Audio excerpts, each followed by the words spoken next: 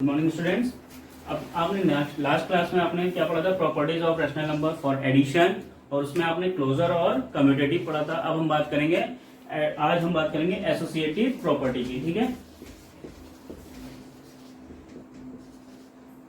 Associative.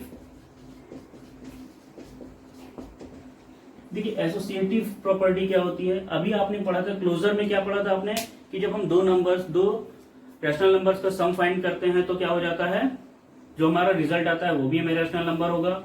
Commutative में आपने पढ़ा था कि जब हम दो नंबर्स का एडिशन फाइंड करते हैं तो उनको चाहे हम a प्लस बी करें या b प्लस ए करें, दोनों ही फॉर्म में हमारा रिजल्ट सेम आता है, एडिशन सेम आता है। अब यहाँ पर क्या पढ़ेंगे? एसोसिएटिव में तीन नंबर्स के लिए पढ़ेंगे। ठीक है, तो तीन नंबर्स इन द सेंस जब हम मान लेते हैं कि a upon B plus B upon C upon D plus E upon F, अगर हम इनको ऐड, पहले हम C upon D plus E upon F को ऐड करके तब हम ए अपॉन बी को ऐड करें, या फिर A upon B plus C upon D को हम पहले ऐड करें और तब हम ई अपॉन एफ को ऐड करें, दोनों ही सिचुएशन में हमारा रिजल्ट सेम आएगा। क्यों? क्योंकि देखिए हम एक साथ दो ही नंबर्स को तो ऐड कर सकते हैं, तीन नंबर्स को तो हम एक बार में ऐड कर नहीं सकते।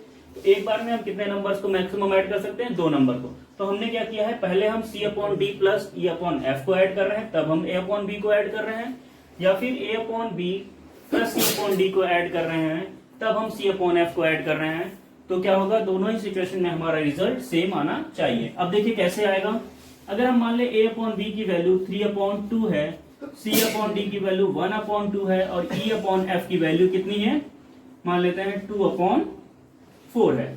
ठीक है, तो क्या होगा, सबसे पहले हम इन दोनों को ऐड करेंगे और दूसरी ही साइड अगर हम देखें तो 3/2 प्लस 1/2 है, इन दोनों को ऐड करें तब हम 2/4 को ऐड करते हैं। तो देखिए क्या हो जाएगा, 3/2 प्लस, जब हम 2 और 4 का एलसीएम लेंगे तो 4 हो जाएगा।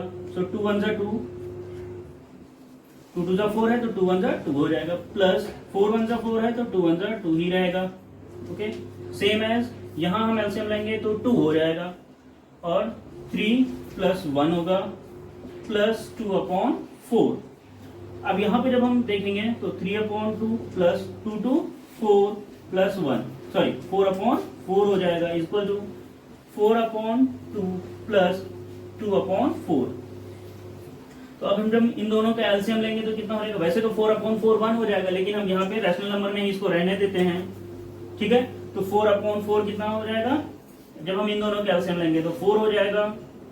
तो 3 2 6 प्लस 4 इज इक्वल्स टू 4, आगे 2 2 4 हुआ तो ये कितना हो जाएगा, 4 2 8 प्लस 2, 6 प्लस 4 आता है हमारा 10/4 इज इक्वल्स टू 8 to 10/4। तो देखिए दोनों ही इस कंडीशन में हमारा क्या है, दोनों ही, यानी कि हमारा LHS और RHS दोनों में ही कितना आया है हमारा 10/4। तो इस तरह से ये क्या हो जाएगा कि हम चाहे तो a प्लस बी प्लस सी करें, अगर हम इसको एक फॉर्म में मान लें तो a प्लस बी प्लस सी करें, या फिर a प्लस बी को पहले ऐड करके तब हम c को ऐड करें, तो दोनों ही कंडीशन पे क्या आएगा, हमारा रिजल्ट इक्वली आएगा। ठीक है, अब हम इसमें देखिए ये एडिशन की बात हुई। अब हम इसी में आपको नेक्स्ट जो बता रहे हैं वो होगा क्लोजर के साथ साथ हम आपको अब तीनों प्रॉपर्टीज एक साथ बताएंगे, सब्ट्रैक्शन, डिवीजन और मल्टीप्लिकेशन। अब हम इन तीनों प्रॉपर्टीज को एक एक साथ लेके चलेंगे। तो सबसे पहले हम बात करेंगे, अगर हम एसोसिएटिव पढ़ रहे हैं तो एसोसिएटिव के ही बारे में बात कर लेते हैं सबसे पहले। ठीक है,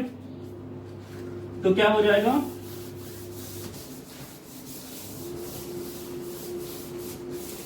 देखिए एसोसिएटिव में हमेशा ही हमारे तीन नंबर्स की बात होगी। ठीक है, तो तीन नंबर्स के लिए क्या हो जाएगा, अगर हम यहां पर देखें, अभी हमने एडिशन की बात की थी, अब हम सब्ट्रैक्शन की बात करते हैं। तो देखिए क्या हो जाएगा, जब हम c अपॉन डी माइनस ई अपॉन एफ करके तब हम a अपॉन बी से उसको सब्ट्रैक्ट करें, या फिर a upon B minus C upon D करें और जो रिजल्ट आएगा उसमें से हम e अपॉन एफ को सब्ट्रैक्ट करें, तो देखिए क्या होगा। फिर से हम एक एग्जांपल ले लेते हैं, 3/4 माइनस 2/3 माइनस 1/3। ठीक है, is equals to 3/4 minus 2/3 minus 1/3। तो देखिए क्या हो जाएगा, 3/4 माइनस, जब हम इनका एलसीएम लेंगे तो ये 3 ही रहेगा, 2 माइनस 1, ठीक है, इज इक्वल्स टू, इनका एलसीएम कितना हो जाएगा 12, सो 3 3 जार 9 एंड 4 2 जार 8 माइनस 1/3। 3/4 माइनस 2 माइनस 1, 1/3 हो जाएगा, is equals to 9 minus 8, 1/12 minus 1/3। हम इनका एलसीएम लेंगे, 4 माइनस 3 कितना हो जाएगा 12, तो 3 3 जार 9 और 4 1 जार 4 इज इक्वल्स टू, सेम यहाँ भी हमारा एलसीएम 12 हो जाएगा, ये तो 1 रहेगा और ये कितना हो जाएगा 3 4 जार 12, सो फिर माइनस 1 इंटू 4, 9 माइनस 4 कितना हो जाएगा 5/12 इज इक्वल्स टू 1 माइनस 4 यानी कि माइनस 3/12। तो देखिए यहाँ हमारा एलएचएस में कितना आ रहा है 5/12 और आरएचएस में कितना आ रहा है माइनस 3/12। तो इसलिए क्या हो जाएगा, अब आप देखिए ये दोनों इक्वल नहीं है, यानी कि हमारा associative property of subtraction does not follows. ठीक है, हमारा जो सब्ट्रैक्शन होता है किसमें, एसोसिएटिव लॉ में, वो हमारा फॉलो नहीं होता है। So associative property does not follows in subtraction. ठीक है, अब हम बात करेंगे मल्टीप्लीकेशन की। ठीक है,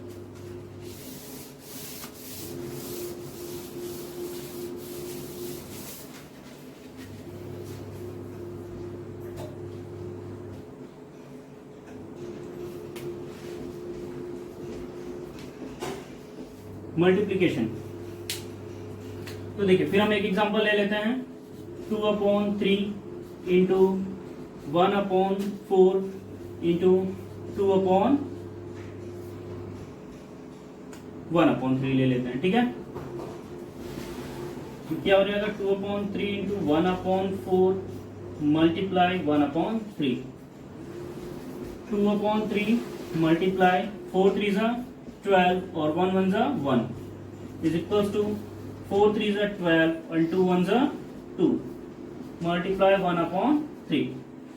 अब हम इन दोनों का मल्टीप्लाई करेंगे तो 2 1 ज़ा 2 एंड 12 3 ज़ा 36 इज इक्वल्स टू 2 1 ज़ा 2 एंड 12 3 ज़ा 36। तो देखिए यहां पर हमारा एलएचएस और आरएचएस क्या आ रहा है, इक्वल आ रहा है। इसका मतलब क्या है कि हमारा एसोसिएटिव प्रॉपर्टी मल्टीप्लिकेशन में फॉलो होता है। ठीक है, so multiplicative of associative property follows. ठीक है, एसोसिएटिव प्रॉपर्टी हमारी इसमें मल्टीप्लिकेशन में फॉलो हो रही है। क्यों, क्योंकि देखिए आप दोनों ही साइड यानी कि एलएचएस और आरएचएस में हमारा आंसर इक्वल आ रहा था। सेम ऐसे ही हमारा एडिशन में भी इक्वल आ रहा था, लेकिन हमारा सब्ट्रैक्शन में इक्वल नहीं आ रहा था। यानी कि हमारा एसोसिएटिव लॉ, अगर हम अभी एडिशन, सब्ट्रैक्शन और मल्टीप्लिकेशन की बात करें तो एडिशन और मल्टीप्लिकेशन में फॉलो हो रहा है, लेकिन सब्ट्रैक्शन में फॉलो नहीं हो रहा है। अब हम बात करेंगे डिवीजन की। ठीक है, तो डिवीजन के लिए देखिए,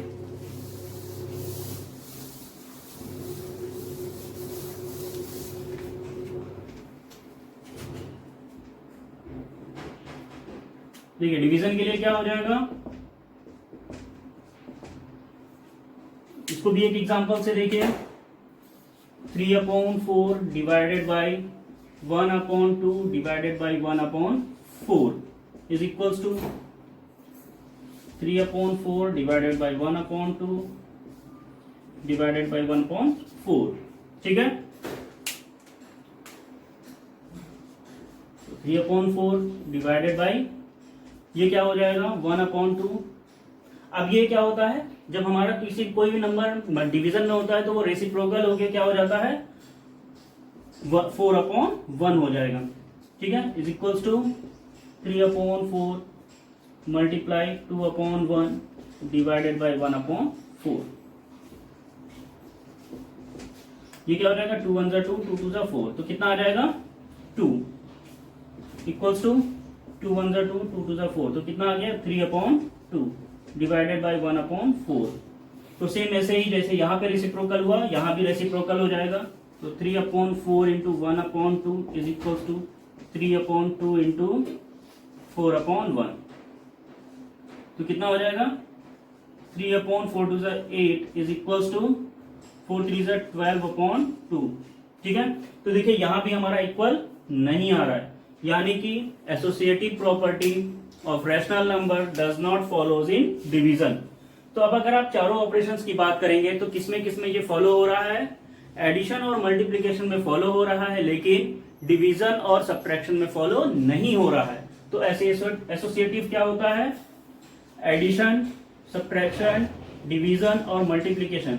तो एडिशन में और मल्टीप्लीकेशन में तो फॉलो हो रहा है, लेकिन सब्ट्रैक्शन और डिवीजन में फॉलो नहीं हो रहा है। तो इसी चीज को आप ध्यान दीजिएगा कि जब भी आपसे पूछा जाए it is associative properties follows in division और सब्ट्रैक्शन, तो आपका आंसर क्या होगा? नो। और अगर आपसे पूछा जाए कि क्या एडिशन और मल्टीप्लीकेशन में आपका एसोसिएटिव फॉलो होता है, तो आपका आंसर होगा यस। ठीक है, अब हम बात करते हैं, हमने जो चीजें नहीं पढ़ी थी क्या है वो? क्लोजर प्रॉपर्टी का सब्ट्रैक्शन, सब्ट्रैक्शन, मल्टीप्लीकेशन और डिवीजन, हम इसके बारे में भी पढ़ लेते हैं।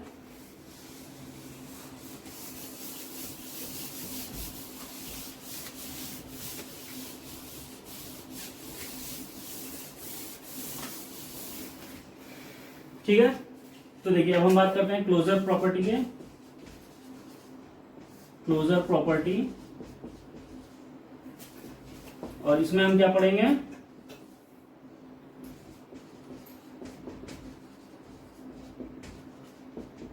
सब्ट्रैक्शन। तो देखिए क्लोजर प्रॉपर्टी क्या कहता है कि अगर हम किसी भी दो नंबर का एडिशन या सब्ट्रैक्शन फाइंड करें तो हमें रिजल्ट क्या मिलना चाहिए? रैशनल नंबर ही मिलना चाहिए। तो देखिए 3/4 - 1/2 ये हमारे दोनों रैशनल नंबर्स हो गए। अब हम इनका जब रिजल्ट फाइंड करेंगे तो क्या आएगा? दोनों का एलसीएम कितना हो जाएगा? 4। सो 3 - 4, 2 2 जा 4 है तो 2 1 जा 2 हो जाएगा। तो 3 - 2 1, 1/4। तो देखिए यहां क्या हुआ? 1/4 आ गया। और आपको पता है कि 1/4 क्या होता है? हमारा एक रैशनल नंबर होता है, इसलिए हमारा क्लोजर प्रॉपर्टी सब्ट्रैक्शन में क्या हो रहा है? फॉलो हो रहा है। ठीक है, अब हम इसी के बाद बात करते हैं मल्टीप्लीकेशन की।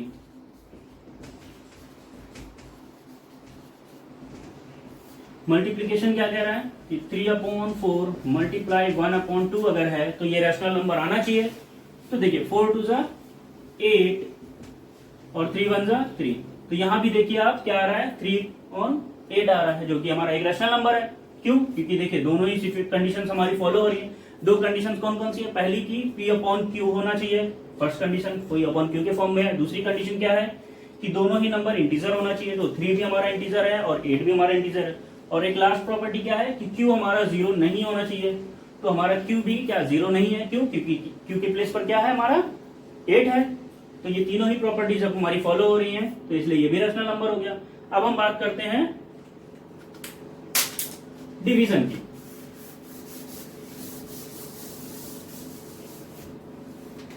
ठीक है, तो डिवीजन में क्या कह रहा है कि अगर हम दो रैशनल नंबर्स का डिवीजन फाइंड करते हैं तो हमारा जो रिजल्ट हो वो भी डिवीजन हो, वो भी एक रैशनल नंबर है। सो 3/4 डिवाइडेड बाय 1/2। ठीक है, तो 3/4 हमने बताया था रेसिप्रोकल हो जाता है। रेसिप्रोकल का क्या मतलब होता है? अभी हम इस टॉपिक के बाद आपको समझा देते हैं कि रेसिप्रोकल क्या होता है। सो ये मल्टीप्लाई होके 2/1 हो जाएगा। तो 3 2 जा 6/4 या फिर 2 2 जा 4, 2 3 जा 6, 3/2। तो आप देखेंगे दोनों ही कंडीशन यानी कि 6/4 और 3/2 दोनों ही रिजल्ट जो हमारे आए थे वो क्या है? एक रैशनल नंबर है, क्योंकि सारी प्रॉपर्टीज फिर इसी की तरह फॉलो हो रही है। P/Q यानी कि 3 और 2 हमारे रैशनल नंबर है और P/Q के फॉर्म में है। और तीसरी चीज कि 2 है हमारा Q के प्लेस पर, जो कि 0 नहीं है, तो इसलिए ये भी हमारी प्रॉपर्टी फॉलो हो रही है। तो इससे ये क्या है कि क्लोजर प्रॉपर्टी हमारी चारों ही ऑपरेशंस पे फॉलो होती है, चाहे वो एडिशन हो या सब्ट्रैक्शन हो, डिवीजन हो या फिर मल्टीप्लीकेशन हो, चारों ही सिचुएशंस में हमारा फॉलो होता है। ठीक है, अब हम बात करेंगे, सबसे पहले हम आपको रेसिप्रोकल के बारे में बता देते हैं, फिर इसके बाद हम आएंगे कम्यूटेटिव प्रॉपर्टी के बारे में।